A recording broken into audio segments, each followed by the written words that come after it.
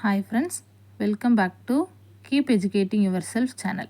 இன்றைக்கி நம்ம வீடியோவில் 10ஆம் வகுப்பு அறிவியல் புத்தகத்திலேருந்து உலோக கலவைகளின் வகைகள் என்னென்ன, அவற்றின் பயன்கள், கலவைகள் இதெல்லாம் என்னென்னு பார்க்க போகிறோம். இரும்பின் பங்கை பொறுத்து உலோக கலவையை ரெண்டாக பிரிச்சிருக்காங்க. ஃபெரஸ் உலோக கலவை, ஃபெரஸ் இல்லாத உலோக கலவை அப்படின்னு சொல்கிறாங்க.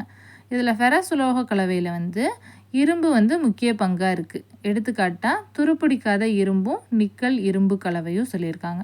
இதுவே ஃபெரஸ் இல்லா உலோக கலவையில் இதில் இரும்பின் முக்கிய பங்களிப்பு இல்லை, இரும்போட பங்களிப்பே இருக்காது. எடுத்துக்காட்டு அலுமினிய கலவையும் காப்பர் கலவையிலையும் இரும்பு இருக்காது பார்த்தீங்களா, அதை தான் சொல்லியிருக்காங்க. இப்போ காப்பர் கலவையில் இரும்பு இல்லாமல் இருக்கும். அது என்னென்ன கலவைகள், என்னென்ன பயன்கள் அப்படிங்கிறத பார்க்கலாம்.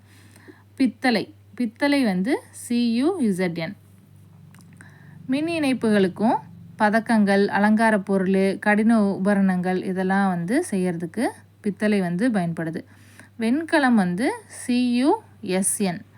சிலைகளும் நாணயங்கள், அழைப்பு மணிகள் இதெல்லாம் இதோட பயனாக இருக்குது. அடுத்து அலுமினிய கலவை, இரும்பு அற்றது. அது என்ன கலவைன்னு பார்த்தீங்கன்னா duralumin. Aluminium, magnesium, Mn, Cu அதெல்லாம் சொல்லியிருக்காங்க. பயன்கள் விமானத்தின் பகுதிகள் செய்கிறதுக்கும் ப்ரெஷர் குக்கர்லாம் செய்கிறதுக்கும் பயன்படுத்துகிறாங்க. அடுத்து மெக்னலிம், அலுமினியம், மெக்னீஷியம். இது விமானத்தின் பகுதிகளும் அறிவியல் உபகரணங்கள் செய்கிறதுக்கும் பயன்படுது. அடுத்து இரும்பு கலவைகள், இரும்பு இருக்கிறது எதுன்னு பார்த்தீங்கன்னா துருப்பிடிக்காத இரும்பு FeCnICr. இது பாத்திரங்கள், வெட்டும் கருவிகள், வாகன உதிரிப்பாகங்கள் இதெல்லாம் செய்கிறதுக்கு பயன்படுது. அடுத்து நிக்கல் இரும்பு, கம்பிகளும் விமானத்தின் உதிரிப்பாகங்கள், உந்திகள் இதெல்லாம் செய்கிறதுக்கு இந்த இரும்பு கலவைகளான நிக்கல் இரும்பு பயன்படுதுன்னு சொல்லியிருக்காங்க. இதெல்லாம் குரூப் 4, குரூப் 2 எக்ஸாம்லாம் 1 மார்க்காக கேட்கலாம்.